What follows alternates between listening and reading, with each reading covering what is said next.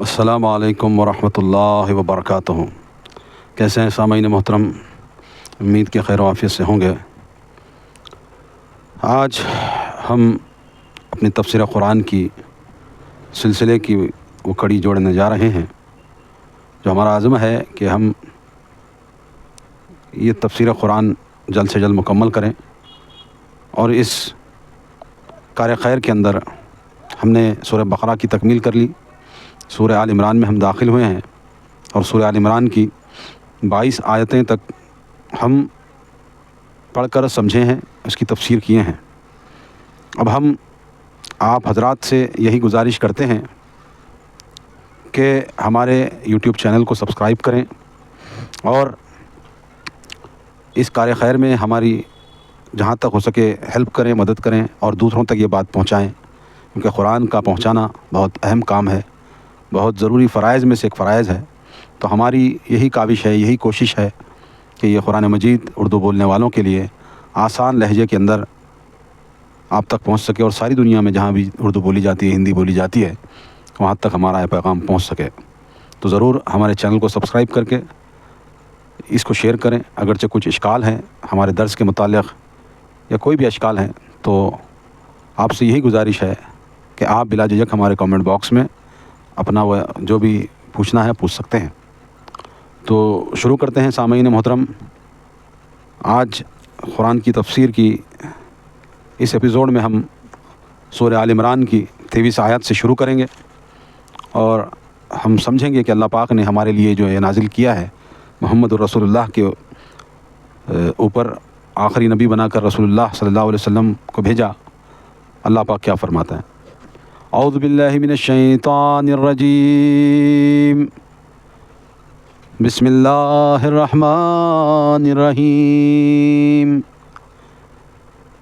أَلَمْ تَرَ إِلَى الَّذِينَ أُوتُوا نَصِيبًا مِنَ الْكِتَابِ يُدْعَوْنَ إِلَى كِتَابِ اللَّهِ لِيَحْكُمَ بَيْنَهُمْ ثُمَّ يَتَوَلَّى فَرِيقٌ مِّنْهُمْ وَهُمْ مُعْرِضُونَ ذَلِكَ بِأَنَّهُمْ قَالُوا لَن تَمَسَّنَا النَّارُ إِلَّا أَيَّامًا مَّعْدُودَاتٍ وَغَرَّهُمْ فِي دِينِهِمْ مَا كَانُوا يَفْتَرُونَ۔ اللہ کے نام سے جو بڑا مہربان نہایت رحم والا ہے۔ کیا آپ نے غور نہیں کیا کہ جنہیں کتاب تورات کے علم سے کچھ حصہ ملا ہے، انہیں اللہ کی کتاب کی طرف بلایا جاتا ہے کہ وہی ان کے درمیان فیصلہ کرے، تو ان کا ایک گروہ منہ پھیر لیتا ہے اور فیصلہ سے اعراض کرتا ہے۔ دیکھیے، یہ آیات جو نازل ہوئی ہیں یہ یہود کے متعلق ہے، یعنی کہ یہود و نصارہ کے جو اہل کتاب کے جو علماء ہیں، ان کے بارے میں یہ کہا جا رہا ہے کہ جب انہیں تورات کے علم سے کچھ حصہ ان کو دیا گیا ہے، تو انہیں اللہ کی کتاب کی طرف، یعنی کہ آپ کی جو کتابیں آپ کے پاس ہیں انہی کی طرف پلٹو، جس میں اس بات کی بات تذکرہ ملتا ہے، تو وہ جو ہے منہ پھیر لیتے ہیں۔ اور جن کو کتاب کا علم تھا مگر ہٹ دھرمی ان کے لیے قبول حق مانے ہوئی۔ میں نے سابق میں بھی کہا تھا کہ سب کچھ جانتے ہیں یہود نصارہ، محمد الرسول اللہ کو اس طرح پہچانتے ہیں جس طرح اولاد کو کوئی پہچانتا ہے، باپ کو کوئی پہچانتا ہے۔ اولاد باپ کو کیسے پہچانتی ہے، یعنی کہ اتنی قریب سے جانتے ہیں، پہچانتے ہیں کہ یہ آخری نبی ہیں، یہ آخری رسول ہیں۔ اس کے باوجود ہٹ دھرمی جو ہے ان کی، وہ ہٹ دھرمی کی بنا پر یہ لوگ اللہ کے نبی صلی اللہ علیہ وسلم پر ایمان نہیں لاتے۔ آگے اللہ فرماتا ہے، فَكَيْفَ إِذَا جَمَعْنَاهُمْ لِيَوْمٍ لَا رَيْبَ فِيهِ وَأُوفِّيَتْ كُلُّ نَفْسٍ مَا كَسَبَتْ وَهُمْ لَا يُظْلَمُونَ۔ قُلِ اللَّهُمَّ مَالِكَ الْمُلْكِ تُؤْتِي الْمُلْكَ مَن تَشَاءُ وَتَنزِعُ الْمُلْكَ مِمَّن تَشَاءُ وَتُعِزُّ مَن تَشَاءُ وَتُذِلُّ مَن تَشَاءُ بِيَدِكَ الْخَيْرُ إِنَّكَ عَلَى كُلِّ شَيْءٍ قَدِيرٌ۔ چونکہ وہ کہتے ہیں ماں سوائے گنتی کے چند ایام کے دوزخ کی آگ انہیں ہرگز نہ چھوئے گی، اور اپنے دین میں ان کی خود ساختہ باتوں نے انہیں دھوکے میں مبتلا کر رکھا ہے۔ پھر ان کا کیا ہوگا جب ہم انہیں اس دن جمع کریں گے جس میں کوئی شک نہیں، اور جس نے کوئی عمل کیا ہوگا اسے پورا پورا بدلہ دیا جائے گا۔ اور ان پر ظلم نہ ہوگا۔ آپ کہہ دیجئے اے اللہ، ملک کے مالک جسے تو چاہتا ہے حکومت عطا کرتا ہے اور جس سے چاہتا ہے چھین لیتا ہے، تو جسے چاہے عزت دیتا ہے اور جسے چاہے ذلیل کرتا ہے، سب بھلائی تیرے ہی ہاتھ میں ہے، بلا شبہ تو ہر چیز پر قادر ہے۔ دیکھیے اللہ پاک ان باتوں کی وضاحت اس طرح کر رہا ہے کہ یہود کا یہ جو گمان ہے کہ ہم اگرچہ کچھ گناہ بھی کر رہے ہیں تو ہم کو کچھ عرصہ دوزخ کی آگ، مطلب جہنم میں ہمیں سزے کے طور پہ کچھ ملے گی، اس کے علاوہ ہمیں جہنم کی آگ چھو بھی نہیں سکتی۔ دیکھیں یہودی اس غلط فہمی میں مبتلا تھے اور یہ ان کا عقیدہ بن چکا تھا کہ وہ اللہ کے لاڈلے ہیں۔ اتنی بدبخت قوم، اتنے گناہ کری، انبیاءوں کو قتل کری، اور گمان ایسے ہیں کہ اللہ کے یہی لاڈلے ہیں، یہ اپنے آپ کو اللہ کے لاڈلے بتاتے ہیں۔ اللہ تعالیٰ نے ان کا یہ زعم قرآن کریم میں نقل فرمایا ہے۔ یہود و نصارہ نے کہا کہ ہم اللہ تعالیٰ کے بیٹے اور چہیتے ہیں۔ آگے سورہ المائدہ میں یہ کہتے ہیں کہ ہم اللہ کے بیٹے ہیں، اللہ کے ہم چہیتے ہیں، اس کا ذکر آگے آئے گا۔ اور یہ کہ نبیوں کی اولاد ہیں، لہذا انہیں جہنم میں نہیں ڈالا جائے گا، اگر ڈالا بھی گیا تو گنتی کے چند ایام کے لیے۔ وہ کہتے تھے کہ دنیا کی کل عمر 7000 سال ہے اور ہم 1000 سال کے مقابلے میں ایک یوم جہنم میں رہیں گے، اور کچھ یہ کہتے تھے کہ ہم نے بچھڑے کی عبادت 40 ایام کی ہے، ہمیں 40 ایام کے لیے جہنم میں ڈالا جائے گا۔ یہ عقیدہ ان کے مذہبی ٹھیکیداروں نے ایجاد کیا اور عوام میں پھیلا رہا۔ عوام پہلے ہی ایسے عقیدے میں بہت پسند کرتے ہیں جن کے ذریعے عملی طور پر انہیں دین کی پابندیوں سے آزادی کا جواز مل جائے۔ یہ گھناؤنا کھیل ہر دور میں مذہبی اجارہ دار کھیلتے رہے ہیں، جیسا کہ شیخ عبد القادر جیلانی کا بیان ہے کہ مجھے اپنے رب کی عزت کی قسم، میرے سامنے نیک بخت اور بدبخت لوگ پیش کیے جاتے ہیں، میری نظر لوح محفوظ پہ ہوتی ہے، میں اللہ کے علوم اور مشاہدات کے سمندروں میں تیرنے والا ہوں۔ ایسا بھی لکھے ہیں ایسے ولیوں کے بارے میں، اور یہ سیرت غوث صفحہ 136 پر لکھا ہوا ہے۔ تو یعنی کہ یہ جو یہود ہے نا، یہ دنیا کی زندگی 7000 سال کے اوپر ٹھہرا کر رہے ہیں، اور 1000 سال کے لیے ایک دن جہنم میں ہم رہیں گے۔ اس طرح 7000 سال کے لیے بس 7 دن، ہم گنتی کے کچھ دن جہنم میں رہیں گے۔ اگرچہ بہت زیادہ بھی ہوا تو ہم نے بچھڑے کی عبادت 40 دن تک کی تھی، جب تک موسیٰ علیہ السلام طور پر جا کر آئے تھے، تو اتنی مدت 40 دن تک اللہ تعالیٰ چاہا تو جہنم میں رکھ سکتا ہے۔ اس کے علاوہ ہم تو اللہ کے چہیتے بندے ہیں۔ کون؟ یہ اہل کتاب کہتے ہیں۔ ان کا عقیدہ اور ان کے اجارت دار ٹھیکیدار، ان کے علماء کرام نے ایسی عوام میں کیا کہتے ہیں، خوش بختی پھیلائی تھی، خوش فہمی پھیلائی کہ ہم تو لاڈلے ہیں، ہم کو کیا ہوگا۔ اور آج کے زمانے کے بھی بہت سارے بدعتی علماء عوام کو بیوقوف بناتی ہے کہ ہم کتنا بھی گنہگار ہوں، ہمارے جو پیر ہیں، ہمارے جو ولی ہیں، ہم جس کی جو ہے سفارش لے کر جاتے ہیں وہ ہمیں بخشوا دیں گے۔ ہاں، آج بھی کہتے ہیں نا کہ فلاں کا دامن پکڑ کر ہم جنت میں چلے جائیں گے، ہمیں دوزخ کی آگ نہیں چھو سکے گی۔ اور یہ منہ اور مسور کی دال کہتے کیا ہیں، جنت کو لے اڑے ہم نظر و نیاد میں، وہاں بھی پھنس کے رہ گیا روزے نماز میں، ایسا بولتے ہیں۔ ایسا ان کا عقیدہ بن چکا ہے کہ ہم کو تو جہنم چھو ہی نہیں سکتی، ہم تو فلاں کے عشق میں مگن ہیں، ہم تو فلاں کے عشق میں مگن ہیں، لہذا ہم کو جہنم چھو بھی نہیں سکتی، ہم تو جنت کے ٹھیکیدار ہیں۔ آج بھی یہ بدعتی علماء کرام اپنی عوام کو، اپنی جاہل عوام کو یہی سکھلاتی ہے۔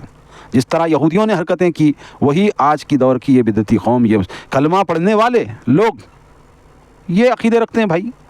جبکہ صحابہ کرام کی زندگی کا ایک واقعہ ہمارے سامنے نمونے کے طور پہ ہے کہ حضرت عثمان رضی اللہ تعالیٰ عنہ، ان کے جنتی ہونے میں کوئی شک ہے؟ یہ عشرۃ المبشرہ کے صحابی ہیں، اور کسی خبر پہ ٹھہرتے تو اتنا روتے کہ ان کی داڑیاں بھیگ جاتی ہیں۔ کیوں روئے؟ اللہ سے معافی مانگتے اور کہتے کہ اللہ ہم سے حساب کتاب نہیں لیا جاتا، ہمیں حساب دینا ہے، ہمیں ڈر ہے حساب کا۔ اتنا اللہ کا خوف، اتنا آخرت کا خوف یہ رکھتے تھے۔ تو میرے بھائی توبہ کرو ان بدعقیدیوں کے کہ اللہ تبارک و تعالیٰ نے صرف اسی کو جنت عطا کرے گا جو اللہ پہ خالص ایمان رکھتا ہے، اللہ کی توحید پر ایمان رکھتا ہے، شرک نہیں کرتا اللہ کی ذات میں، صفات میں، اس کی الوہیت میں، ہاں، اس کے ناموں میں کسی کو شریک نہیں کرتا۔ تو توبہ کرو اپنے بدعقیدیوں سے اور آؤ اللہ اور اس کے رسول کی طرف۔ ہماری دعوت یہی ہے، ہماری دعوت وہی ہے جو اسلاف نے دعوت دی، لا الہ الا اللہ، کہ نہیں ہے کوئی معبود سوا اللہ کی۔ کون ہے معبود اللہ کے سوا؟ تم پکارتے ہو فلاں یا مدد، فلاں یا مدد، وہ بھی تو انسان تھے، دنیا سے چھوڑ کر چلے گئے. کیا وہ اپنی خبروں میں خود اترے؟ نہیں اترے. ان کو باضابطہ کسی دوسرے آدمیوں نے نہلایا کفنایا، اس کے بعد خبر میں اتارا، ان کے پاس 9 من مٹی ڈالی. سمجھ رہے ہیں نا؟ تو وہ بھی چلے گئے دنیا سے، ان کے اعمال ان کے ساتھ ہے، تمہارے اعمال تمہارے ساتھ ہیں. ہم یہی دعوت دیتے ہیں. آئیے آگے بڑھتے ہیں. تو جب انہیں اپنے اعمال کا بدلہ سامنے نظر آئے گا، اس وقت ان کی کیا حالت ہوگی. آبا و اجداد کے رشتے اور ان کے اعمال تو ان کے کچھ کام نہ آئیں گے، جن پہ اعتماد کر کے یہ لوگ بیٹھے ہوئے ہیں. اللہ تعالیٰ کی قدرت کا معاملہ، اللہ تعالیٰ کی قدرت کاملہ کا انتہائی مؤثر اظہار ان آیات سے ہوتا ہے. دیکھیے یہ جو باتیں اللہ تبارک و تعالیٰ بتایا ہے قرآن مجید میں، کس کے لیے بتایا؟ ہمارے لیے. سب سے پہلے حقدار تو امت محمدیہ ہے نا اس قرآن کی. ویسے تو قرآن سارے عالم کے لیے آیا ہے، مگر اس پہ عمل کرنے والے سارے عالم والے تو نہیں ہیں. مسلمان ہیں جو کلمہ پڑھتے ہیں، جو اللہ کے نبی محمد صلی اللہ علیہ وسلم سے محبت رکھتے ہیں. تو یہ ہمارے لیے آیا ہے. اس کو پڑھ کر، اس کو سمجھ کر، اس پہ عمل کریں گے تو اللہ پاک ہمیں دوزخ سے بچا کر جنت میں ڈالے گا. اللہ فرماتا ہے لا يتخذ المؤمنون الكافرين أولياء من دون المؤمنين ومن يفعل ذلك فليس من الله في شيء إلا أن تتقوا منهم تقاتا ويحذركم الله نفسه وإلى الله المصير. قل إن تخفوا ما في صدوركم أو تبدوه يعلمه الله ويعلم ما في السماوات وما في الأرض والله على كل شيء قدير. تو رات کو دن میں اور دن کو رات میں داخل کرتا ہے، نیز بے جان سے جاندار کو اور جاندار سے بے جان کو نکالتا ہے، اور جسے تو چاہے بے حساب رزق دیتا ہے. مومنوں کو اہل ایمان کو چھوڑ کر کافروں کو ہرگز دوست نہ بنانا چاہیے، اور جو ایسا کرے گا تو اسے اللہ سے کوئی واسطہ نہیں. الا یہ کہ تمہیں ان کافروں سے کسی قسم کا اندیشہ ہو، اور اللہ تمہیں اپنے آپ سے ڈراتا ہے اور اللہ ہی کی طرف لوٹ کر جانا ہے. آپ کہہ دیجئے کہ جو کچھ تمہارے دلوں میں ہے اسے تم چھپاؤ یا ظاہر کرو، اللہ اسے خوب جانتا ہے. نیز جو کچھ آسمانوں اور زمین میں ہے وہ اسے بھی جانتا ہے، اور اللہ ہر چیز پر قادر ہے. دیکھیے کتنی پیاری بات اللہ رب العزت نے کہی ہے. یعنی دن اور رات کو پیدا کرنا، اللہ تعالیٰ جو ہے دن اور رات کو پیدا کرتا ہے، یا دن اور رات کی مدت میں بغیر تغیر اور تبدل کرتا ہے.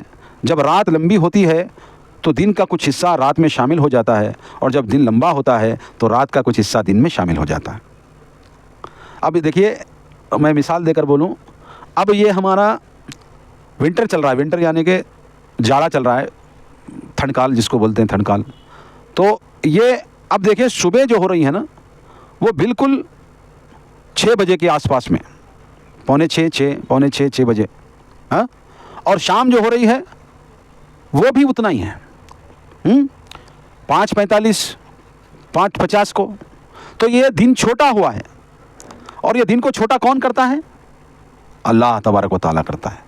پھر دن کبھی لمبا ہوتا ہے دکھال میں کہ بھئی 5 بجے رات کو 5:15 5:20 کو جو ہے اجالا ہو جاتا ہے، اور شام میں جو ہے 6:45 7 بجے تک اندھیرا ہوتا ہے. اتنا لمبا دن ہوتا ہے. تو یہ دن کو اور چھوٹا بڑا کون کرتا ہے؟ یہ اللہ کی ذات ہی کرتی ہے. یہ وضاحت اللہ تعالیٰ کر رہا ہے. نطفہ اور انڈے سے زندہ پیدا کرتا ہے، اور یہ دونوں چیزیں زندہ سے پیدا کرتا ہے. یعنی کہ دیکھو ایک پانی کے قطرے سے انسان کے وجود کو بخشتا ہے، اور انڈے سے بھی زندہ پیدا ہوتا ہے. انڈا تو ایک مرکب ہوتا ہے نا، اس کے اندر حرکت بھی نہیں ہوتی، مگر اللہ تعالیٰ اس میں سے بھی جاندار کو نکالتا ہے. انسان کے نطفے سے یا جانور کے نطفے سے جو بھی خطرہ ہے پانی کا، وہ خطرے سے انسان کی تخلیق اللہ تعالیٰ کرتا ہے، اور انڈے سے بھی جاندار نکالتا ہے. تو یہ سارے جو ہے نظام کون چلاتا ہے؟ یہ اللہ رب العزت چلاتا ہے. اللہ فرماتا ہے کہ ہم مردے سے زندے کو نکالتے ہیں اور زندے سے مردے کو نکالتے ہیں، یہ ہماری قدرت ہے. اللہ فرماتا ہے مومنوں کو، اہل ایمان کو چھوڑ کر کافروں کو دوست نہیں بنانا چاہیے. یعنی کہ جو ایمان والے ہیں، جو کلمہ پڑھنے والے ہیں، لا الہ الا اللہ محمد رسول اللہ کہنے والے ہیں، ان کو دوست بناؤ. ان کو چھوڑ کر، ان کو ترک کر کے دوسروں کو دوست بنانے کی کوشش نہ کرو. یہ اللہ کا حکم ہے. ولی یعنی قلبی دوست، اللہ تعالیٰ نے مسلمانوں کو کفار اور مشرکین کے ساتھ قلبی دوستی کا تعلق قائم کرنے سے منع فرمایا۔ دوستی بھی کیسے ہو؟ جبکہ وہ اللہ اور اس کے رسول صلی اللہ علیہ وسلم اور تمام مسلمانوں کے دشمن ہیں اور نقصان پہنچانے کا کوئی بھی موقع ہاتھ سے نہیں جانے دیتے۔ البتہ بوقت مجبوری ظاہر داری کے لیے دوستی کا دم بھرا جا سکتا ہے، تجارتی معاملات وغیرہ میں ایک دوسرے سے تعاون کیا جا سکتا ہے۔ ایسے معاملات بھی اللہ تعالیٰ سے ڈرتے ہوئے احتیاط سے کیے جائیں۔ جب زمین اور آسمان کو پیدا خود اسی نے کیا ہے اور اس کے انتظامات وہی چلا رہا ہے، تو لازمی بات ہے کہ زمین و آسمان کی ہر چھوٹی بڑی چیز وہ جانتا ہے۔ ایسی قدرت والی ذات کے لیے دلوں کے حال جاننا کیا مشکل ہے؟ یعنی کہ اللہ تعالیٰ فرما رہا ہے کہ تم مومنوں کو چھوڑ کر کافروں کو دوست مت بناؤ، اور تم ظاہر کرو یا چھپاؤ، اللہ کی یہ صفت ہے کہ وہ جانتا ہے۔ تم بولو زبان سے یا نہ بولو، اس کے لیے برابر ہے۔ تم دلوں کے اندر کیا چھپا کے رکھے ہو وہ بھی جانتا ہے اللہ پاک۔ ہاں، اور اللہ پاک زمین و آسمان کو پیدا کیا، اتنی بڑی تخلیق کی ہے، تو تمہاری معمولی جانکاری اللہ تعالیٰ کے لیے کیا بعید ہے؟ یہ سمجھانے کے لیے اللہ پاک یہ باتیں بیان کر رہا ہے۔ آگے اللہ فرماتا ہے یوم تجد کل نفس ما عملت من خیر محضرا وما عملت من سوء تود لو ان بينها وبينه امدا بعيدا ويحذركم الله نفسه والله رؤوف بالعباد۔ وہ دن آنے والا ہے جب ہر شخص اپنے اچھے اعمال کو اپنے سامنے موجود دیکھ لے گا، اور اپنے برے اعمال کو بھی وہ تمنا کرے گا کہ کاش اس کے اور اس کے اعمال کے درمیان طویل فاصلہ ہوتا۔ اور اللہ تمہیں اپنے آپ سے ڈراتا ہے، اور اللہ بندوں پر ترس کھانے والا ہے۔ ہاں، اللہ پاک بندوں پر ترس کھانے والا ہے۔ قل ان کنتم تحبون اللہ فاتبعونی یحببکم اللہ ویغفر لکم ذنوبکم واللہ غفور رحیم۔ کہہ دیجئے اگر تم اللہ سے محبت رکھتے ہو تو میری پیروی کرو، اللہ تم سے محبت کرے گا اور تمہارے گناہ بخش دے گا، اور اللہ بہت بخشنے والا رحیم ہے۔ دنیا میں لوگ محبت کے دعوے بہت کرتے ہیں، دعویٰ کا کوئی ثبوت اور کسوٹی لازمی ہے۔ یہودی اور عیسائی دعویٰ اللہ کی محبت کا کرتے ہیں، مگر کام اللہ تعالیٰ سے دشمنی والے کرتے ہیں، اور اللہ تعالیٰ پہ ایسے الزامات لگاتے ہیں جن سے اللہ پاک ہے، اللہ بری ہے اس چیز سے۔ چنانچہ کسوٹی یہ بیان کی گئی ہے کہ اگر واقعی تمہیں اللہ تعالیٰ سے محبت ہے تو پھر منطقی نتیجہ یہ ہوگا کہ اس کے رسول محمد صلی اللہ علیہ وسلم کی اتباع کرو، ورنہ زبانی جمع خرچ کے علاوہ تمہارے دعووں کی حقیقت کچھ نہیں ہے۔ ایجاد بدعت و شرک کیے جائیں اور دعوے اللہ اور اس کے رسول کی محبت کے ہوں تو یہ دعوے باطل ہوں گے۔ انس بن مالک رضی اللہ تعالیٰ عنہ سے روایت ہے کہ ایک شخص نے آپ صلی اللہ علیہ وسلم سے پوچھا، اے اللہ کے رسول، قیامت کب ہوگی؟ آپ صلی اللہ علیہ وسلم نے فرمایا، تم نے اس کے لیے کیا تیاری کی ہے؟ اس نے جواب دیا، میں نے اس کے لیے زیادہ صلات، صوم اور صدقات تو تیار نہیں کیے، مگر میں اللہ اور اس کے رسول سے محبت رکھتا ہوں۔ آپ صلی اللہ علیہ وسلم نے فرمایا، تو اس کے ساتھ ہوگا جس سے تو محبت کرے گا۔ ہاں، یہاں یہ اصول بھی بتایا گیا ہے کہ اگر واقعی تمہیں اللہ سے محبت ہو اور تم اس کے نبی صلی اللہ علیہ وسلم کی اتباع کرو تو نتیجہ یہ ہوگا کہ خود اللہ تعالیٰ بھی تم سے محبت کرے گا، تمہاری یہ محبت یک طرفہ نہ رہے گی اور تمہارے گناہ بخش دیے جائیں گے۔ دیکھیے، اللہ کے رسول صلی اللہ علیہ وسلم نے فرمایا کہ جو اللہ اور اس کے رسول سے محبت کرتا ہے وہ ان کے ساتھ رہے گا۔ ہاں، تو یہاں محبت کا تقاضا کیا ہے؟ صرف زبانی جمع خرچ نہیں ہے، جیسے آج کے دور کے لوگ بڑی دعویٰ کرتے ہیں، ہم عاشق ہیں، ہم محب ہیں، ہم فلاں ہیں، ہم امکا ہیں، ہم ڈمکا ہے، مگر اتباع میں شونیہ، زیرو ہے۔ نبی کریم صلی اللہ علیہ وسلم سے محبت کی یہی شرط ہے کہ نبی کریم صلی اللہ علیہ وسلم کی اتباع اور پیروی کی جائے۔ جیسے نبی اٹھتے تھے ویسے اٹھا جائے، جیسے بیٹھتے تھے ویسا بیٹھا جائے، جیسے کھاتے تھے ویسا کھاتا جائے، جیسے سوتے تھے ویسا سویا جائے، جیسے نماز پڑھتے تھے ویسا پڑھی جائے، جیسے روزہ رکھتے تھے ویسا رکھا جائے، جیسے افطار کرتے تھے ویسا افطار کیا جائے، حتیٰ کہ ہر کام نبی کریم صلی اللہ علیہ وسلم نے جیسے کیا اسی طرح کرنا ہے۔ لقد کان لکم فی اسوۃ حسنہ، اللہ کے نبی صلی اللہ علیہ وسلم کے اسوے میں تمہارے لیے بہتر النمونہ ہے، اللہ تعالیٰ قرآن میں آگے فرما رہا ہے۔ صرف زبانی جمع خرچ میں محبت کرتا ہوں تو نہیں چلے گا، ان کی پیروی کرنا پڑے گی، ان کی اتباع کرنا پڑے گی۔ ہاں، دعویٰ تو تم محبت رسول کا کرو، اور اماموں کے نام پر نماز ہمارے امام ایسا پڑھائے ہم ویسا ہی پڑھیں گے، ہمارے امام ایسا پڑھے ہم ویسے ہی پڑھیں گے، ہمارے امام ایسا روزہ رکھو بولے ویسا رکھیں گے، ہمارے امام ایسا روزہ چھوڑو بولے ویسا چھوڑیں گے، یہ نہیں چلے گا۔ رسول صلی اللہ علیہ وسلم کی اتباع اور پیروی کریں گے تب ہی محبت کا دعویٰ پورا ہوگا، وگرنہ دنیا میں تم کسی سے بھی محبت کر لو، نبی کی محبت نہیں پا سکو گے اگرچہ نبی کی اتباع اور پیروی نہیں کرو گے۔ اماموں نے کیا کہا؟ دنیا میں ایسا کوئی امام ہے جو اس نے کہا کہ آؤ میری پیروی کرو؟ نہیں، یہ جھوٹ ہے، کسی امام نے نہیں کہا۔ ہر امام نے یہی کہا کہ جہاں نبی کریم صلی اللہ علیہ وسلم کی بات آ جائے، جہاں پر صحیح حدیث آ جائے تو میرے قول کو رد کرو اور صحیح حدیث کو تم اپنا لو۔ ہر امام یہی کہا ہے، چاہے وہ امام ابو حنیفہ رحمۃ اللہ علیہ ہو، چاہے امام شافعی ہو، چاہے امام مالک ہو، چاہے امام احمد بن حنبل رحمہ اللہ ہو، یہ ساروں نے یہی کہا ہے کہ ہمارا قول نبی کے قول سے ٹکرائے گا تو ہمارے قول کو دیوار پہ مارو اور نبی کریم صلی اللہ علیہ وسلم کی پیروی و اتباع کرو، صحیح حدیث کو اپنا لو۔ یہ ہر امام نے کہا ہے، مگر آج دعویٰ تو محبت رسول کا کرتے ہیں مگر پیروی کرتے ہیں اپنے امام کی۔ اس کتنی بڑی جو ہے نبی کریم صلی اللہ علیہ وسلم سے عیاری ہے، دھوکے بازی ہے۔ دنیا ختم ہو جائے گی اگرچہ رسول کی محبت اعمال نامے میں نہیں ڈالو گے تو یہ اعمال نامہ تمہارے دائیں ہاتھ میں ڈالا جائے گا، سیدھے ہاتھ میں نہیں دیا جائے گا۔ آگے اللہ فرماتا ہے قل اطیعوا اللہ والرسول فإن تولوا فإن اللہ لا يحب الكافرین ان اللہ اصطفى آدم ونوحا وآل ابراہیم وآل عمران علی العالمین ذریۃ بعضها من بعض واللہ سمیع علیم۔ کہہ دیجئے اللہ اور رسول کی اطاعت کرو، پھر اگر وہ یہ دعوت قبول نہ کریں تو اللہ ایسے کافروں کو پسند نہیں کرتا۔ اللہ تعالیٰ نے آدم علیہ السلام، نوح علیہ السلام، آل ابراہیم علیہ السلام اور آل عمران کو تمام اہل عالم سے رسالت کے لیے منتخب کیا تھا، جو ایک دوسرے کی اولاد تھے، اور اللہ سب کچھ سننے اور جاننے والا ہے۔ دیکھیے اس آیت سے معلوم ہوا کہ جو لوگ رسول اللہ صلی اللہ علیہ وسلم کی اطاعت نہ کریں وہ کافر ہیں۔ دیکھو کیا کہا جا رہا ہے، کہہ دیجئے، کیا کہہ دیجئے، اللہ اور اس کی رسول کی اطاعت کرو، پھر اگر وہ یہ بات قبول نہ کریں تو اللہ ایسے کافروں کو پسند نہیں کرتا۔ کتنی بڑی وعید ہے کہ کہہ دو میری اتباع پیروی نہیں کرو گے تو کس کی کرو گے؟ اگرچہ جس کی کرو گے اسی کے ساتھ اٹھائے جاؤ گے۔ وہ منکر ہوگا، وہ کافر کہلائے گا جو نبی کریم صلی اللہ علیہ وسلم کی بات کو نہ مانے گا، ان کی اتباع، ان کی سنتوں پہ عمل نہیں کرے گا۔ اور کہا جا رہا ہے کہ سب سے پہلے اللہ تعالیٰ نے آدم علیہ السلام کو نبوت کے رتبے سے سرفراز فرمایا، انہیں مخلوقات میں شرف بخشا اور مسجود ملائکہ بنایا، پھر نوح علیہ السلام کو نبوت عطا فرمائی، 950 برس عمر عطا فرمائی، پھر ابراہیم علیہ السلام اور آل ابراہیم کو شرف بخشا، بعد کے تمام انبیاء آپ ہی کی اولاد سے ہیں۔ دیکھیے اللہ تعالیٰ نے آدم علیہ السلام کو نبوت و رسالت عطا کی، پھر انہی کی اولاد میں سے نوح علیہ السلام کو 950 سال تک اتنی لمبی حیات دے کر ان کو بھی نبوت بخشی، ان کے بھی قصے، ان کے بھی واقعات آگے آئیں گے۔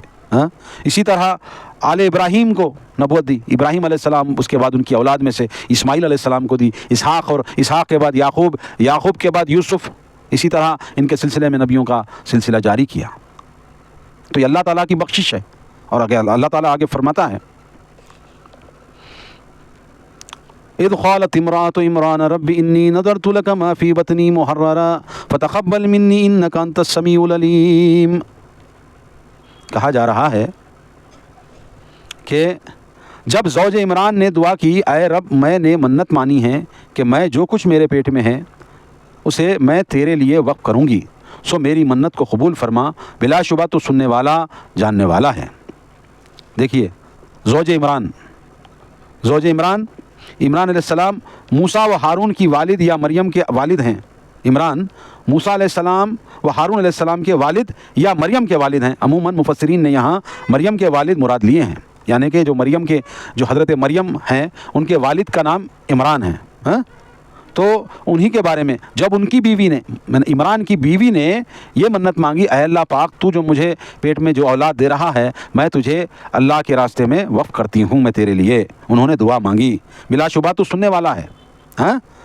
اللہ آگے فرماتا ہے فلما وضعتها قالت رب انی وضعتها انثى واللہ اعلم بما وضعت وليس الذکر كالانثى وانی سمیتها مریم وانی اعیذها بک وذریتها من الشیطان الرجیم۔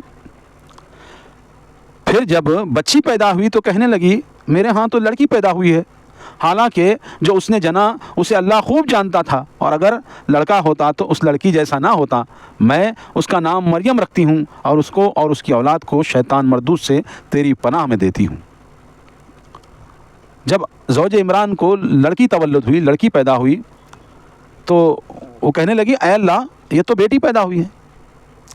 تو اللہ کہتا ہے اللہ جانتا ہے اس بات کو، اور لڑکا ہوتا اس لڑکی کے جیسا نہیں ہوتا، ہمیں پتہ ہے اس کو، یہ مریم ہے یہ کیا ہے ہم کو پتہ ہے، اس سے کیا کام لینا ہے ہم لیں گے. ہاں، اور وہ دعا مانگتی ہے کہ اس کو اور اس کی اولاد کو، اے اللہ، عمران کی بیوی بچی پیدا ہونے کے بعد بچی کو کے لیے دعا مانگتی ہے، اے اللہ اس کو اور اس کی اولاد کو شیطان مردود سے بچا. اس زمانے میں لڑکوں کو اللہ کی راہ میں وقف کرنے کا رواج تھا، چنانچہ مریم کی والدہ نے جو منت مانی تھی وہ اسی نیت سے تھی کہ ان کے ہاں لڑکا پیدا ہوگا. یہ جملہ معترضہ اللہ کا کلام ہے کہ یہ لڑکی لڑکے سے بدر جہاں افضل ہے. مریم علیہ السلام سب خواتین کی سردار قرار پائیں. بعض مفسرین کہتے ہیں کہ یہ مریم کی والدہ کا کلام ہے جس میں حسرت ہے لڑکے کی اور معذرت ہے کہ لڑکی کو کیسے عبادت گاہ کے لیے وقف کروں. یعنی کہ جس زمانے میں عمران جو ہے نا مریم کے والد، ان کی جو بیوی ہے مریم کی ماں، کہ اس زمانے میں لوگ منت مانگا کرتے تھے کہ بیٹا ہوگا تو میں جو ہے اللہ کے راستے میں دوں گی، میں جو ہے اس جگہ کے لیے، اس مسجد کے لیے، اس عبادت گاہ کے لیے وقف کروں گی. تو ہو گئی لڑکی، تو وہ نظر بھی مانے تھے اسی لیے. ہاں، اس کی وضاحت کی جا رہی ہے. اور یہ تعجب کے طور پہ کی گئی، اے اللہ میں کیا کروں، اب میں تو مانگی تھی منت کہ مجھے بیٹا ہو مگر بیٹی ہوئی ہے. تو یہ حسرت کے اعتبار سے جو ہے انہوں نے یہ بات کہی تھی. آگے اللہ فرماتا ہے فتقبلها ربها بقبول حسن وأنبتها نباتا حسنا وكفلها زكريا كلما دخل عليها زكريا المحراب وجد عندها رزقا قال يا مريم أن لك هذا قالت هو من عند الله إن الله يرزق من يشاء بغير حساب. اس کے رب نے اس کی منت کو بخوشی قبول فرما لیا اور اچھی طرح اس کی نشو نما کی، اور زکریا علیہ السلام کو اس کا سرپرست بنا دیا. جب بھی زکریا مریم کے کمرے میں جاتے تو اس کے پاس کوئی کھانے پینے کی چیز دیکھتے اور پوچھتے، اے مریم یہ تجھے کہاں سے ملا؟ وہ کہہ دیتی اللہ کے ہاں سے، بلا شبہ اللہ جسے چاہے بے حساب رزق دیتا ہے.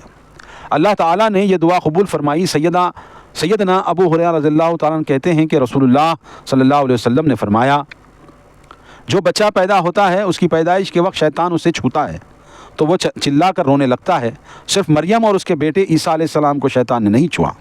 یہ بخاری کے اندر یہ روایت آئی ہے. سیدنا زکریا سیدہ مریم کے خالو بھی تھے. محراب سے مراد کمرہ یا بالا خانہ ہے جو مساجد کے خادموں کا ہوتا ہے. یعنی کہ دیکھیے اللہ تبارک و تعالیٰ نے دعا بھی قبول کی، اور یہ جو نظر مانی تھی نا عمران کی بیوی نے، زوجہ نے، تو وہ قبول بھی اللہ تعالیٰ نے کی. اور اس مریم کو وہ مسجد کی سیوا کے لیے، مسجد کی جو ہے خدمت کے لیے اللہ تعالیٰ نے قبول کیا. اور مریم علیہ السلام کی جو سرپرستی عطا کی ہے وہ زکریا علیہ السلام کو عطا کی. اور زکریا علیہ السلام کون تھے؟ یہ مریم کے خالو تھے، مریم کی خالہ کے شوہر تھے، مریم کے خالو تھے. اور جب بھی حضرت زکریا علیہ السلام مریم کے کمرے میں جاتے تو اس کو وہاں پر کھانے پینے کی چیزوں کو دیکھتے وہ، اور کہتے اے مریم یہ کہاں سے کھانے پینے کے پھل، یہ چیزیں آئی ہیں؟ تو مریم کہتی کہ اللہ کی طرف سے یہ میرے لیے آیا ہے. آگے اللہ فرماتا ہے هنالك دعا زكريا ربه قال رب هب لي من لدنك ذرية طيبة إنك السميع الدعاء فنادته الملائكة وهو قائم يصلي في المحراب أن الله يبشرك بيحيى مصدقا بالكلمات من الله وسيدا وحصورا ونبيا من الصالحين. اس وقت زکریا نے اپنے رب سے دعا کی، میرے رب مجھے اپنی جناب سے پاکیزہ سیرت اولاد عطا فرما، بلا شبہ تو ہی دعا سننے والا ہے. پھر انہیں فرشتوں نے پکارا جب زکریا محراب پہ کھڑے نماز ادا کر رہے تھے، اور کہا کہ اللہ آپ کو یحییٰ کی خوشخبری دیتا ہے جو اللہ کے ایک کلمہ عیسیٰ ابن مریم کی تصدیق کرے گا، سردار ہوگا، اپنے نفس کو روکنے والا اور صالح نبی ہوگا. دیکھیے زکریا بوڑھے ہو چکے تھے اور آپ کی بیوی بانجھ تھی اور آپ علیہ السلام کی کوئی اولاد نہ تھی، تاہم آپ کو اولاد کی خواہش ضرور تھی.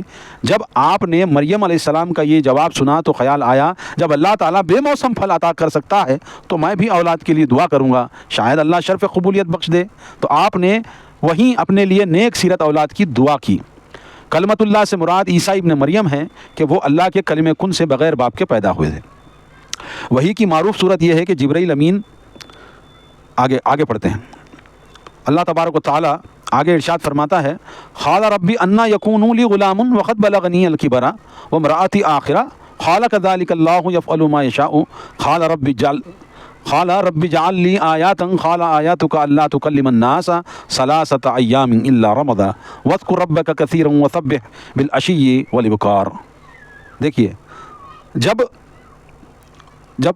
جب فرشتوں نے زکریا علیہ السلام کو بشارت دی کہ تجھے اولاد اللہ تعالیٰ عطا کرے گا، تو وہ کیا کر رہے تھے کہ جب انہوں نے دعا کی تھی زکریا علیہ السلام نے کہ اے اللہ تو مریم علیہ السلام کو بے موسم پھل دے سکتا ہے، تو میں زندہ انسان ہوں، میرے پاس بیوی بھی ہے، تو اللہ مجھے بھی خواہش ہے تو مجھے ایک اولاد عطا کر۔ تو فرشتے نے زکریا علیہ السلام کو بشارت دی اور کہا کہ اے زکریا تمہیں اللہ بشارت دیتا ہے کہ تمہیں ایک لڑکا پیدا ہوگا جس کا نام خود اللہ رکھتا ہے یحییٰ، اور وہ عیسیٰ کا یعنی کلمت اللہ کا عیسیٰ کا تصدیق کرے گا، وہ جو زکریا وہ جو یحییٰ ہے وہ عیسیٰ کی تصدیق کرے گا، یہ بتایا گیا۔ تو جب یہ بتایا گیا تو زکریا کہنے لگے میرے رب میرے ہاں لڑکا کیسے ہوگا جبکہ میں خود بوڑھا ہو چکا اور میری بیوی بانجھ ہے؟ اللہ نے کہا ایسا ہی ہوگا، اللہ جیسے چاہتا ہے کرتا ہے۔ زکریا نے کہا میرے رب میرے لیے کوئی نشانی مقرر فرما۔ اللہ نے کہا نشانی یہ ہے کہ آپ 3 دن لوگوں سے اشارے کے سوا بات نہ کر سکیں گے، اور اپنے رب کو بہت یاد کیجئے اور صبح و شام اس کی تسبیح کیجئے۔ دیکھیے جب پہلے تو دعا مانگی کہ مجھے اولاد دے، پھر جب اللہ تعالیٰ بشارت دیا، جب وحی کی معروف صورت سے یہ ہے کہ جبرائیل امین نبی کے دل پر نازل ہو کر القاء کرتے ہیں، یا انسانی صورت میں اگر نبی سے بات چیت کرتے ہیں، یہ ایسی وحی ہے جس کا تعلق نبی کے علاوہ امت سے بھی ہوتا ہے۔ یہاں ایک فرشتے کی بجائے الملائکہ فرشتے استعمال ہوا ہے، ایسے مخاطب کا نبی ہونا ضروری نہیں ہوتا۔ ایسا ہی مکالمہ فرشتوں نے مریم سے بھی کیا، حالانکہ وہ نبی نہیں تھیں۔ اس وحی کی کیا کیفیت ہے، اس کی صراحت کتاب و سنت میں کہیں نہیں ملتی۔ مریم علیہ السلام کو اللہ تعالیٰ نے عورتوں میں بہت بلند مقام عطا فرمایا۔ ابھی موسیٰ روایت کرتے ہیں کہ آپ صلی اللہ علیہ وسلم نے فرمایا مردوں میں سے تو بہت کامل ہوئے ہیں مگر عورتوں میں کوئی کامل نہیں ہوا ماں سوائے مریم بنت عمران اور آسیہ زوج فرعون۔ دیکھیے اللہ تعالیٰ جو ہے زکریا علیہ السلام کو جبرائیل کے ذریعے یا دوسرے فرشتوں کے ذریعے یہ بھیج دیا پیغام، اور جب یہ بھیج دیے تو انہوں نے سوال کیا کہ اب مجھے کیسا اولاد ہو سکتی ہے، میں تو اتنا بوڑھا ہو گیا ہوں اور میری بیوی بانجھ ہے، مجھے کیسے اولاد ہوگی؟ تو فرشتوں نے جواب دیا ہوگی۔ تو انہوں نے کیا کہا کہ مجھے کوئی نشانی دے دو، کوئی مجھے ایسی نشانی دے دو تاکہ میرا دل قلوب اطمینان میں آ جائے۔ تو کہا گیا کہ اے زکریا تم 3 دن اشاروں کے علاوہ، یعنی کہ اشاروں کے جو علاوہ جو بات ہوتی ہے نا گونگے، تو اشاروں کے علاوہ تم بات نہیں کر سکو گے 3 دن تک۔ تو یہ نشانی ہے۔ پہلے تو اچھی بھلی بات کرتے تھے نا بھائی، اچانک 3 دن کے لیے ان کو جو ہے نا بات کرنے سے روکا جائے گا، یہ نشانی ہوگی۔ اور تم صبح و شام اللہ کی تسبیح بیان کرتے رہنا، یہ ان سے حکم دیا گیا۔ اگرچہ کوئی کہے گا تو اس کو اشارے میں تم بات کر سکو گے، یہ اللہ تعالیٰ نے بیان کیا ہے۔ کب؟ جب انہوں نے پوچھا وَإِذْ قَالَتِ الْمَلَائِكَةُ يَا مَرْيَمُ إِنَّ اللَّهَ اصْطَفَاكِ وَطَهَّرَكِ وَاصْطَفَاكِ عَلَى النِّسَاءِ الْعَالَمِينَ يَا مَرْيَمُ اقْنُتِي لِرَبِّكِ وَاسْجُدِي وَارْكَعِي مَعَ الرَّاكِعِينَ ذَلِكَ مِنْ أَنْبَاءِ الْغَيْبِ نُوحِيهِ إِلَيْكَ وَمَا كُنْتَ لَدَيْهِمْ إِذْ يُلْقُونَ أَقْلَامَهُمْ أَيُّهُمْ يَكْفُلُ مَرْيَمَ وَمَا كُنْتَ لَدَيْهِمْ إِذْ يَخْتَصِمُونَ إِذْ قَالَتِ الْمَلَائِكَةُ يَا مَرْيَمُ إِنَّ اللَّهَ يُبَشِّرُكَ بِكَلِمَةٍ مِّنْهُ اسْمُهُ الْمَسِيحُ عِيسَى ابْنُ مَرْيَمَ وَجِيهًا فِي الدُّنْيَا وَالْآخِرَةِ وَمِنَ الْمُقَرَّبِينَ۔ دیکھیے اور وہ وقت بھی یاد کرو جب فرشتوں نے مریم سے کہا اے مریم اللہ نے تجھے برگزیدہ کیا ہے اور پاکیزگی کی عطا کی ہے اور تجھے پورے جہاں کی عورتوں میں سے منتخب کر لیا ہے۔ اے مریم اپنے رب کی فرما بردار رہنا اور رکوع کرنے والوں کے ساتھ رکوع و سجود کیا کرو۔ یہ غیب کی خبریں ہیں جو اے محمد صلی اللہ علیہ وسلم ہم آپ کی طرف وحی کر رہے ہیں۔ آپ اس وقت ان کے پاس موجود نہ تھے جو اپنے قلم پھینک رہے تھے کہ ان میں سے کون مریم کا سرپرست بنے گا، اور نہ آپ اس وقت ان کے پاس موجود تھے جب وہ باہم جھگڑ رہے تھے۔ اور جب فرشتوں نے مریم سے کہا بلا شبہ اے مریم اللہ تجھے اپنے کلمے کی بشارت دیتا ہے، اس کا نام مسیح ابن مریم ہوگا، وہ دنیا اور آخرت میں معزز ہوگا اور اللہ کے مقرب بندوں میں سے ہوگا۔ دیکھیے کہہ رہا ہے اللہ پاک کہ اور وہ وقت یاد کرو جب فرشتوں نے مریم سے کہا کہ اللہ تجھے پاکیزہ کرتا ہے اور پورے جہان کی عورتوں میں سے تجھے منتخب کرتا ہے، اور اے مریم اپنے رب کی فرما بردار رہنا اور رکوع سجود کرنے والوں کے ساتھ۔ یہ غیب کی باتیں ہیں، یہ غیب کی خبریں ہیں۔ اے محمد صلی اللہ علیہ وسلم ہم آپ کی طرف وحی کرتے ہیں۔ کہا جا رہا ہے کہ مریم اپنے رب کی فرما بردار ہے اور وہ رکوع و سجود کرنے والوں کے رکوع و سجود کا حکم پا رہی ہے۔ اور کیا آپ اس وقت موجود تھے جب یہ کام ہو رہا تھا؟ آپ اس وقت موجود نہیں تھے اے محمد صلی اللہ علیہ وسلم؟ دیکھیے آج دنیا میں مسلمانوں کے ایسے فرقے بھی وجود میں آئے ہیں جس کو رسول اللہ صلی اللہ علیہ وسلم کو علم غیب کے بارے میں کہتے ہیں کہ اللہ تعالیٰ کو تمام چیزوں، اللہ تعالیٰ نے تمام غیب کے علم کو عطا کیا۔ تو اللہ تعالیٰ خود بتا رہا ہے کہ کیا محمد صلی اللہ علیہ وسلم آپ وہاں تھے؟ آپ اس وقت موجود نہیں تھے، وہاں پر آپ نہیں تھے۔ ہم یہ غیب کی باتیں ہیں جو آپ کو بتا رہے ہیں۔ غیب کی کیا باتیں ہیں؟ کہ مریم علیہ السلام کی بات غیب کی بات ہے، آپ وہاں نہیں تھے جب ان سے یہ حکم دیا جا رہا تھا کہ رکوع کرنے والوں کے ساتھ سجدہ کرنے والوں کے ساتھ سجدہ کرو۔ اور آپ اس وقت موجود نہ تھے جب وہ قلم پھینک رہے تھے۔ یہ قلم پھینکنے کا کیا مسئلہ ہے کہ اب مریم علیہ السلام وقف کر دی گئی تھی، مطلب مسجد کو وقف کر دی گئی تھی اس کی خدمت کے لیے، مگر ان کی کفالت کون کرے گا مریم کی؟ اس کے بارے میں قرآن اندازی اور اس وقت اس زمانے میں قرآن اندازی قلم کے ساتھ کرتے تھے۔ قلم جو ہے کس طرح گرنا یا کس طرح بہنا، الٹا بہنا، پانی کے رستے سے الٹا بہنا، اس طرح کا کچھ سسٹم تھا، خورا اس کو کہتے تھے۔ تو اس وقت آپ وہاں موجود نہیں تھے اے محمد صلی اللہ علیہ وسلم کہ جب وہ قلم پھینکا جا رہا تھا، یعنی وہ خورا سب پادریوں میں سب جو ہے علماء میں جب قلم ڈال کر کے خورا نکالا جا رہا تھا کہ مریم کی کون کفالت کرے گا، اس وقت آپ موجود نہیں تھے۔ یہ باتیں غیب کی ہیں جو ہم آپ کو بتا رہے ہیں محمد صلی اللہ علیہ وسلم کہ یہ غیب کی باتیں ہیں، آپ اس وقت موجود نہیں تھے۔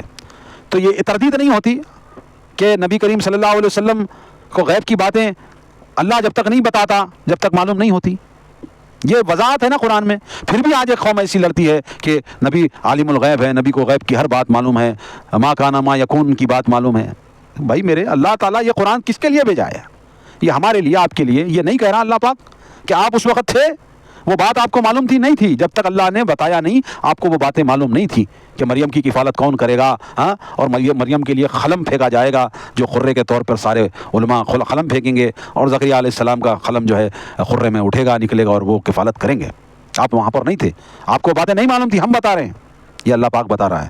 اور آگے اللہ فرماتا ہے، اور جب فرشتوں نے مریم سے کہا بلا شبہ ہے مریم اللہ تجھے اپنے کلمے کی بشارت دیتا ہے، اس کا نام مسیح ابن مریم ہوگا، وہ دنیا اور آخرت میں معزز ہوگا، اللہ اس کے مقرب بندوں میں سے ہوگا۔ اور مریم علیہ السلام کو بشارت دی گئی کہ ایک بیٹا ہوگا جو عیسیٰ ہوگا، جس کا مسیح ہوگا، اس کا نام مسیح عیسیٰ ابن مریم ہوگا، اور وہ دنیا اور آخرت میں اللہ تعالیٰ کا مقرب بندہ ہوگا۔ یہ اللہ پاک بیان کرتا ہے۔ چنانچہ مریم علیہ السلام کے بارے میں تو بہت ساری فضیلتیں بیان ہوئی ہیں، اس سے پہلے بھی مسلم کی روایت میں نے پڑھ کر سنائی ہے کہ مریم بنت عمران اور آسیہ زوجہ فرعون، یہ دو عورتیں ہیں جن کو اللہ تعالیٰ نے برگزیدہ کیا تمام عالم میں۔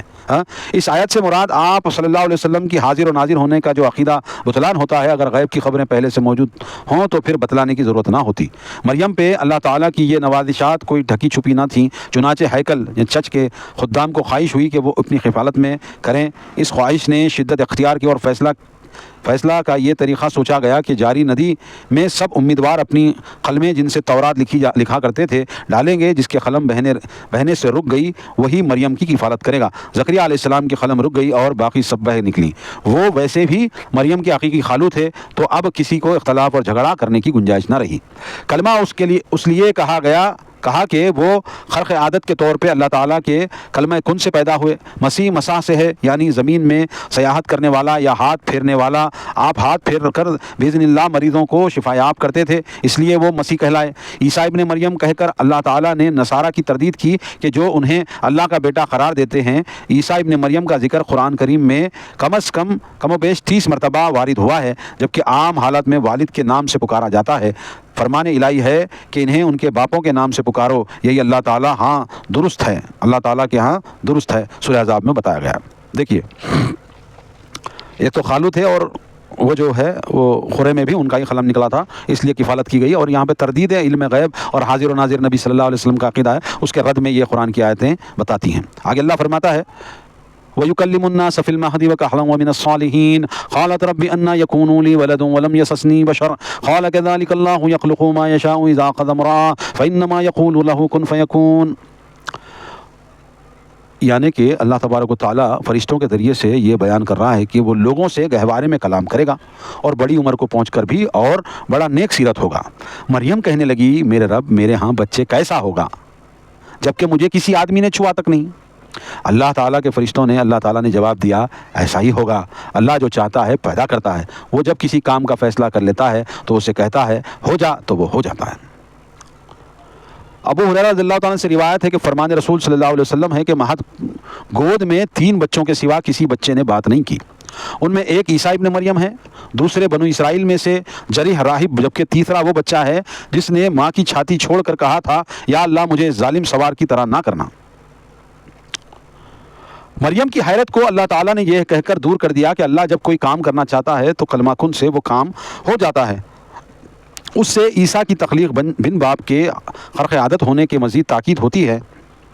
اس کے علاوہ عیسیٰ علیہ السلام کو باپ کی بجائے ماں کی نسبت سے ذکر کرنا بھی ان کے بن باپ ہونے کی دلیل ہے۔ قرآن میں ایسا ذکر تقریباً 30 دفعہ وارد ہوا ہے۔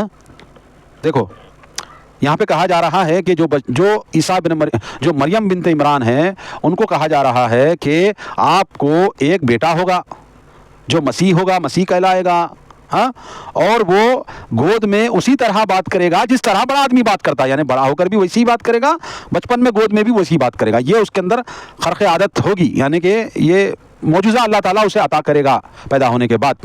ابھی عیسیٰ ابن مریم پیدا نہیں ہوئے، ابھی یہ صرف بشارت مل رہی ہے اور عیسیٰ علیہ السلام کی ماں اور فرشتوں کے بیچ میں مکالمہ چل رہا ہے اور پوچھا جا رہا ہے کہ مجھے بچہ کیسے ہوگا جبکہ مجھے کسی آدم ذات نے، کسی انسان نے، کسی بشر نے چھوا تک نہیں ہے، بچہ کیسے ہوگا بھائی؟ تو فرشتے جواب دیتے ہیں اللہ کے لیے کوئی بڑی بات نہیں، اللہ تعالیٰ کن کہتا ہے ہو جا تو ہو جاتا ہے۔ ٹھیک ہے، تو یہ باتیں مریم علیہ السلام کو بتا دی گئیں اور ان کو تسلی دی گئی کہ کوئی ٹینشن مت لو، کوئی ٹینشن مت لو، اللہ تعالیٰ جو بیٹا دے رہا ہے نا وہی ان کے سوالوں کا جواب دے گا، وہ گود میں بھی اسی طرح بات کرے گا۔ گود میں تو کوئی بچہ بات نہیں کرتا نا ایک عام آدمی کی طرح، مگر اللہ تعالیٰ یہ معجزہ دے گا کہ تمہارے پیٹ میں جو اولاد آئے گی وہ بات کرے گی پیدا ہونے کے بعد اور وہ ہر سوال کا جواب دے گی۔ تم ٹینشن کیوں لے رہے ہو کہ بھائی میرے کو کوئی مرض ہی نہیں چھوا جو ہے نا، میرے بچے کیسا ہوگا؟ تو اللہ تعالیٰ کہہ رہا ہے کہ ہوگا، یہ ہم کہہ رہے ہیں نا ہوگا تو ہوگا، تو یہ ان کو تسلی دی جا رہی ہے۔ آگے اللہ فرماتا ہے وَيُعَلِّمُهُ الْكِتَابَ وَالْحِكْمَةَ وَالتَّوْرَاةَ وَالْإِنْجِيلَ وَرَسُولًا إِلَى بَنِي إِسْرَائِيلَ أَنِّي قَدْ جِئْتُكُمْ بِآيَاتٍ مِّن رَّبِّكُمْ أَنِّي أَخْلُقُ لَكُم مِّنَ الطِّينِ كَحَيَاةِ الطَّيْرِ فَأَنفُخُوا فِيهِ فَيَكُونُ طَيْرًا بِإِذْنِ اللَّهِ وَأُبْرِئُ الْأَكْمَهَ وَالْأَبْرَصَ وَأُحْيِي الْمَوْتَىٰ بِإِذْنِ اللَّهِ وَأُنَبِّئُكُم بِمَا تَأْكُلُونَ وَمَا تَدَّخِرُونَ فِي بُيُوتِكُمْ إِنَّ فِي ذَلِكَ لَآيَاتٍ لَكُمْ إِن كُنتُم مُّؤْمِنِينَ۔ دیکھیے اللہ تعالیٰ فرما رہا ہے کہ اور اللہ تعالیٰ اسے کتاب و حکمت اور تورات اور انجیل تعلیم دے گا جو بچے کو، اور اسے بنو اسرائیل کی طرف رسول بنا کر بھیجے گا۔ میں تمہارے رب کی طرف سے تمہارے پاس نشانی لایا ہوں، میں تمہارے سامنے مٹی سے ایک پرندے کی شکل بناتا ہوں، پھر اس میں پھونک مارتا ہوں تو وہ اللہ کے حکم سے واقعی پرندہ بن جاتا ہے۔ نیز میں اللہ کے حکم سے مادرزاد، اندھے اور کوڑھی کو ٹھیک کرتا ہوں، مردوں کو زندہ کرتا ہوں، اور جو کچھ تم کھاتے ہو اور گھر میں چھوڑ کر ذخیرہ کر کے آتے ہو سب تمہیں بتلا دیتا ہوں۔ اگر تم ایمان لانے والے ہو تو تمہارے لیے ان باتوں میں نشانیاں ہیں۔ عیسیٰ علیہ السلام کو اللہ تعالیٰ نے شدید حافظہ عطا فرمایا ہوا تھا، ان کے علاوہ وہ خوش نویز بھی تھے اور تورات ہاتھ سے لکھا کرتے تھے۔ عیسیٰ علیہ السلام کے زمانے میں طب کا بہت چرچا تھا، بڑے بڑے حکمائے یونان بخرات سقرات وغیرہ نے اسی زمانے میں شہرت پائی، لہذا آپ کو معجزات بھی ایسے ہی عطا فرمائے گئے جس کی مثال پیش کرنا اطباء کی پہنچ سے دور ہو۔ آپ صلی اللہ علیہ وسلم کے زمانے میں فصاحت و بلاغت کا بہت چرچا تھا، عربی شعراء غضب کا کلام کہتے تو اللہ تعالیٰ نے آپ صلی اللہ علیہ وسلم کو جو معجزہ عطا فرمایا وہ فصاحت و بلاغت کی چوٹی پہ پہنچ گیا، اور قرآن نے خود چیلنج کر دیا کہ کسی کو شک ہو تو وہ اس جیسی کوئی ایک آیت ہی بنا لائے۔ بڑے بڑے ادباء اور شعراء کلام پاک کی سحر آفرینی و اثر انگیزی کے سامنے بے بس ہو گئے۔ کتنے ہی لوگ ایسے ہیں جو قرآن کریم کی چند آیات سن کر ہی مسلمان ہو گئے۔ عمر بن خطاب رضی اللہ تعالیٰ عنہ بھی ایسے لوگوں میں شامل ہیں۔ پھر چونکہ آپ صلی اللہ علیہ وسلم خاتم النبیین تھے لہذا معجزہ ایسا عطا فرمایا جو کہ مستقل ہے، چنانچہ یہی قرآن آج بھی منکرین کو چیلنج کر رہا ہے۔ اس سے وہ سب چیزیں مراد ہو سکتی ہیں کہ جو اللہ تعالیٰ نے بطور سزا ان پر حرام کر رکھی تھیں، یا وہ اشیاء جو کہ ان کے علماء نے حرام کر رکھی تھیں۔ آگے آئے گا، اللہ فرماتا ہے کہ عیسیٰ علیہ السلام جو ہے نا ان کی جب بشارتیں مل رہی ہیں تو وہ یہ کہہ رہا ہے اللہ پاک کہ یہ بچپنے میں بات ہی نہیں کرے گا، بلکہ یہ اس کو اللہ کا رسول بنایا گیا ہے بنی اسرائیل کی جانب، یعنی بنی اسرائیل کے رسول ہوں گے یہ، اور یہ ایسے ایسے کام کریں گے کہ یہ مادرزاد اندھے اور کوڑی کو اللہ کے حکم سے ٹھیک کریں گے، وہ ہاتھ پھیریں گے تو ٹھیک ہو جائے گا، اور وہ مردوں کو اللہ کے حکم سے زندہ کریں گے، جو مر چکا ہے اس کو بھی زندہ کریں گے اللہ کے حکم سے، ہاں، اور وہ جو کھا کر آتے ہیں اندر کیا کھایا ہے، پیٹ میں کیا ہے، اور جو چھوڑ کر آیا گھر میں وہ کیا ہے اس کو بھی بتلا دیں گے۔ یہ بھی معجزہ اللہ کے رسول عیسیٰ علیہ السلام کو اللہ تعالیٰ عطا کیا ہے، اور بہت سارے اور دوسرے بھی جو ہے معجزے اللہ تعالیٰ نے نشانیوں کے طور پہ اللہ تعالیٰ نے عطا کی تھی، ٹھیک ہے۔ اور اللہ پاک آگے فرماتا ہے وَمُصَدِّقًا لِمَا بَيْنَ يَدَيَّ مِنَ التَّوْرَاةِ وَلِأُحِلَّ لَكُمْ بَعْضَ الَّذِي حُرِّمَ عَلَيْكُمْ وَجِئْتُكُمْ بِآيَاتٍ مِّن رَّبِّكُمْ فَاتَّقُوا اللَّهَ وَأَطِيعُونِ إِنَّ اللَّهَ رَبِّي وَرَبُّكُمْ فَاعْبُدُوهُ هَذَا صِرَاطٌ مُّسْتَقِيمٌ فَلَمَّا أَحَسَّ عِيسَىٰ مِنْهُمْ الْكُفْرَ قَالَ مَنْ أَنصَارِي إِلَى اللَّهِ قَالَ الْحَوَارِيُّونَ نَحْنُ أَنصَارُ اللَّهِ آمَنُوا بِاللَّهِ وَاشْهَدْ بِأَنَّنَا مُسْلِمُونَ رَبَّنَا آمَنَّا بِمَا أَنزَلْتَ وَاتَّبَعْنَا الرَّسُولَ فَاكْتُبْنَا مَعَ الشَّاهِدِينَ۔ اللہ پاک فرماتا ہے اور تورات جو میرے زمانے میں ہے میں اس کی تصدیق کرتا ہوں، نیز بعض باتیں جو تم پر حرام کر دی گئی ہیں انہیں تمہارے لیے حلال کر دوں، میں تمہارے پاس تمہارے رب کی نشانی لے کر آیا ہوں، لہٰذا اللہ سے ڈرو اور میری اطاعت کرو۔ اللہ میرا اور تمہارا رب ہے، لہٰذا اس کی عبادت کرو، یہی صراط مستقیم ہے۔ پھر جب عیسیٰ علیہ السلام کو ان کے کفر کا پتہ چل گیا تو کہنے لگے کوئی ہے جو اللہ کے لیے میری نصرت کرے؟ حواری کہنے لگے ہم اللہ کے انصار ہیں، اللہ پر ایمان لاتے ہیں اور گواہ رہیے کہ ہم مسلمان ہیں۔ اے ہمارے رب، ہم نے مان لیا جو تو نے نازل کیا ہے اور ہم نے رسول کی پیروی کی، لہذا ہمارا نام گواہی دینے والوں میں لکھ لے۔ اللہ تعالیٰ کے رسول صلی اللہ علیہ وسلم جو ہے عیسیٰ ابن مریم، ان کو یہ تورات جو ہے اچھے انداز میں لکھتے تھے بھی، یہ تورات کے عالم تھے، اللہ تعالیٰ نے ان کو تورات کا عالم بھی بنایا تھا، اور وہ کہہ رہے ہیں بنی اسرائیل سے کہ آؤ بنی اسرائیل میں تمہارے لیے وہ چیز حلال کر دوں جو تمہارے پاس تمہاری نشانی لے کر آئے، ہاں، جو تم نے اپنے عام پر حرام کر لی ہے، جو بعض باتیں جو تم پر حرام کر دی گئی ہیں انہیں تمہارے لیے حلال کروں، یعنی کہ جو یہ علماء یہود ہیں نا یہ منمانی کرتے تھے اور یہ خود ایسی چیزیں حرام حلال قرار دیتے تھے جو علم مطلب جو اپنے فائدے کی ہوتی ہیں۔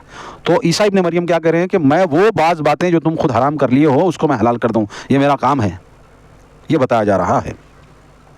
اس سے وہ سب چیزیں مراد ہو سکتی ہیں جو کہ اللہ تعالیٰ نے بطور سزا ان پر حرام کر رکھی تھیں، یا وہ اشیاء جو کہ ان کے علماء نے حرام کر رکھی تھی، یعنی کہ اللہ تعالیٰ نے ان کی سرکشی کی وجہ سے کوئی چیز حرام کر دی اس کو حلال کر دوں، یا علماء نے جو پیسے لے کر کے فتوے دیتے ہیں نا اسی طرح وہ بھی میں تمہارے لیے حلال کر دوں، وہ بتا رہے ہیں۔